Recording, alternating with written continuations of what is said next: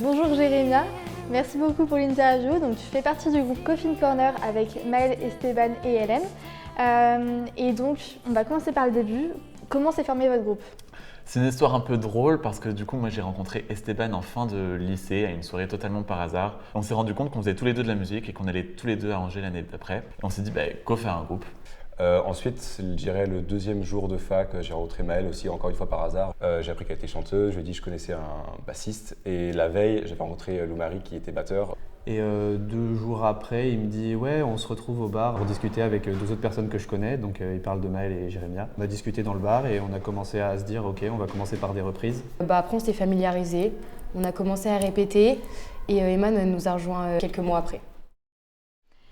Ensuite, est-ce que vous avez eu des moments de doute pendant la création de votre groupe?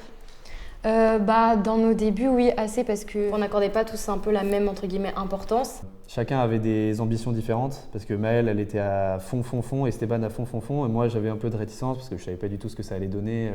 Parce qu'avant qu'on ait des grosses compos, on ne savait pas trop ce qu'on allait faire. Est-ce que ce morceau, il va aller quelque part? Est-ce qu'on va pouvoir l'aboutir vraiment? Et on se dit tous, on va à la même chose, c'est faire de la musique et faire des concerts, beaucoup de concerts. Et là, la productivité, elle est montée et même l'ambiance dans le groupe s'est vachement améliorée. Est-ce que du coup, il y a un moment en particulier où tu t'es dit « ça y est, on est un groupe de rock » ?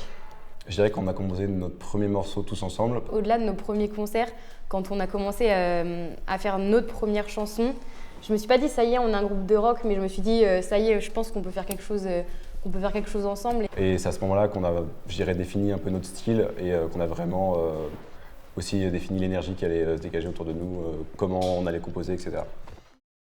Et comment tu l'as vécu, toi, la première scène que vous avez faite? La première scène, c'était génial. On était vraiment dans la fac avec une résonance, une acoustique un peu nulle, etc. Mais c'était vraiment la première expérience concert avec les autres.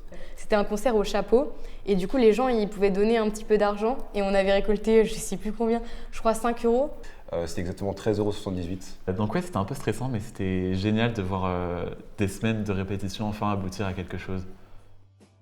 Du coup, vous avez sorti votre single il n'y a pas longtemps qui s'appelle Love It Pain. Et donc je voulais savoir qu'est-ce qui vous a inspiré pour l'écriture de ce morceau? Il était tard le soir, je faisais la guitare et à un moment j'ai eu une idée d'un riff et j'étais tellement content, j'ai tellement aimé que j'ai tout enregistré directement. J'ai composé la batterie en même temps, enfin une partie, évidemment Lou Marie l'a reprise après. Vraiment le morceau quand j'ai présenté à Maëlle, il était déjà très avancé parce que j'étais vraiment dedans, quoi. Donc en fait moi j'ai vraiment récupéré à peu près ce qu'il avait fait en rajoutant quelques petites touches. Je suis allé m'inspirer dans plusieurs autres morceaux, par exemple de 21 Pilots ou de LJ, pour récupérer quelques inspirations pour essayer de faire une partie de batterie un peu originale.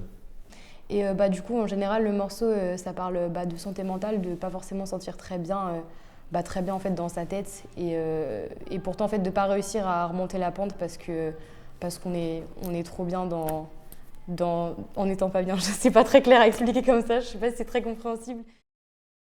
Est-ce que tu attends quelque chose de spécial pour la suite?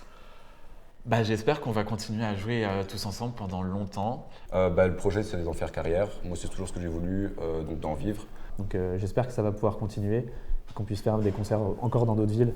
Je sais pas, à Strasbourg, n'importe où. Vraiment juste faire plein de concerts et en vivre et continuer en fait à composer et toujours à évoluer dans ce qu'on fait et dans notre style aussi.